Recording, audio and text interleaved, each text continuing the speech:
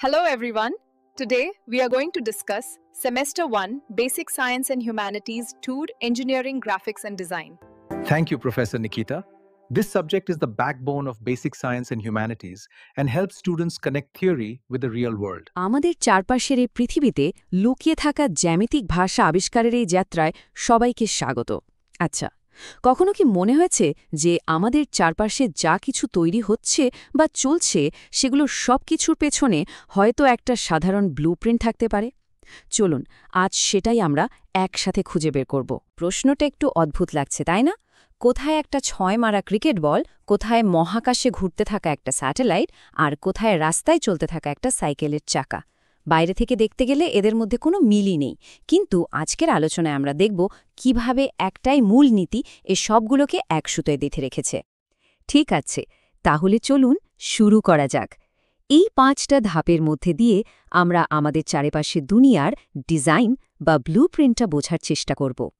এটা অনেকটা একটা রোডম্যাপের মতো, যা আমাদের জ্যামিতির কিছু গোপন রহস্যের দিকে নিয়ে যাবে। আমরা শুরু করব একদম আমাদের চারপাশ থেকে। আমাদের চোখের সামনে লুকিয়ে থাকা জ্যামিতিক আকারগুলোকে খুঁজে বের করব। ওই যে ক্রিকেট বল আর স্যাটেলাইটের কথা বললাম, তার রহস্যের সমাধান কিন্তু এখান থেকেই শুরু হবে। দেখুন, ইঞ্জিনিয়ারিং ড্রয়িং আসলে একটা ইউনিভার্সাল ল্যাঙ্গুয়েজ, মানে একটা সার্বজনীন ভাষা, যা দিয়ে যে কোনো কিছু ডিজাইন করা বা তৈরি করা যায়। আর এই ভাষার অক্ষর বা বর্ণমালা কি জানেন? ওই সাধারণ জ্যামিতিক আকারগুলো, মানে সরল রেখা, বৃত্ত বা বহুভুজ। তো এবার চলুন দেখি এই ভাষার মূল ভিত্তিগুলো কি কি। কোনো জটিল আঁকার আগে আমাদের তো এই ভাষার বেসিক গ্রামারটা শিখতে হবে, তাই না? যেমন ধরুন, একটা সাধারণ বহুভুজ বা পলিগন কিভাবে একদম নিখুঁতভাবে আঁকা যায়। এখানে দেখুন, একটা সাধারণ ষড়ভুজ বা হেক্সাগন আঁকার জন্য কয়েকটা সহজ লজিক্যাল স্টেপ ফলো করা হয়। প্রথমে একটা বৃত্ত আঁকা হলো, তারপর সেই বৃত্তের ব্যাসার্ধ বা রেডিয়াস দিয়েই পরিধি বরাবর ৬টা বিন্দু মার্ক করা হলো। ব্যাস, এই বিন্দুগুলো যোগ করলেই তৈরি হয়ে গেল একটা পারফেক্ট হেক্সাগন। এই ছোট ছোট নিয়মগুলোই কিন্তু বড় বড় নির্ভুল ডিজাইনের ভিত্তি। একটু ভাবুন তো, বৃত্তের ঠিক কোন ধর্মটা আমাদের একটা নিখুঁত ষড়ভুজ আঁকতে সাহায্য করল? একটু মনে করার চেষ্টা করুন। ব্যাসার্ধ আর পরিধির মধ্যে একটা দারুণ সম্পর্ক ছিল কিন্তু। এখন আমরা এমন কিছু দারুণ বক্ররেখা বা কার্ভের সাথে পরিচিত হব, যেগুলো শুধু পরীক্ষার খাতায় নয়, বরং আমাদের পৃথিবী থেকে শুরু করে মহাকাশ পর্যন্ত সব জায়গায় ছড়িয়ে আছে। এদেরকে একসঙ্গে বলা হয় কনিক সেকশন। ভাবুন তো, আপনার হাতে একটা আইসক্রিম কোন বা একটা গরম সিঙাড়া আছে।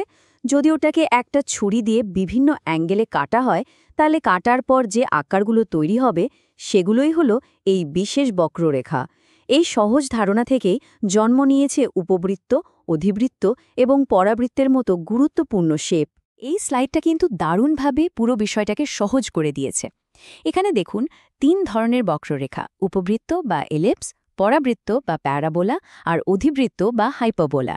এদের মধ্যে মূল পার্থক্যটা হলো তাদের উৎকেন্দ্রিকতা বা এক্সেন্ট্রিসিটি, যাকে আমরা ই দিয়ে লিখি। সহজ কথায় এটা হলো বক্ররেখাটা কতটা চ্যাপ্টা বা গোল তার একটা মাপ, আর এই এর মানের ওপরেই নির্ভর করে বক্ররেখাটা কেমন দেখতে হবে। এই মানগুলো মনে রাখার একটা খুব সহজ ট্রিক আছে। শুধু মনে রাখুন ই, পি, এইচ, মানে এলিপসের জন্য ই সবসময় ১-এর চেয়ে কম, প্যারাবোলার জন্য ই ঠিক ১-এর সমান, আর হাইপারবোলার জন্য ই ১-এর চেয়ে বেশি। খুবই সহজ।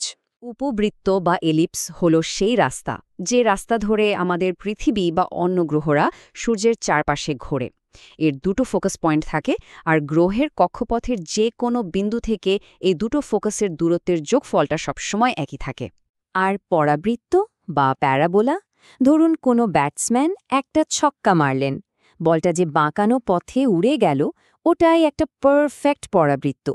এখানে বলের গতিপথের প্রত্যেকটা বিন্দু একটা ফোকাস আর একটা নির্দিষ্ট লাইন, যেটাকে ডাইরেক্ট্রিক্স বলে, তা থেকে সমান দূরত্ব বজায় রাখে। অধিবৃত্ত বা হাইপোবোলার সবচেয়ে সহজ উদাহরণ হল রাতের অন্ধকারে একটা টর্চ যদি দেওয়ালে ফেলা হয়, তাহলে আলোর যে দুটো বাঁকানো ধার তৈরি হয় সেটাই অধিবৃত্ত। এখানে গতিপথের যে কোনো বিন্দু থেকে দুটো ফোকাসের দূরত্বের বিয়োগফলটা সবসময় একই থাকে। তাহলে আরেকবার মনে করা যাক, কোনো একটা ফ্যাক্টর দিয়ে আমরা এই 3টে কনিক কার্ভকে আলাদা করতে পারি?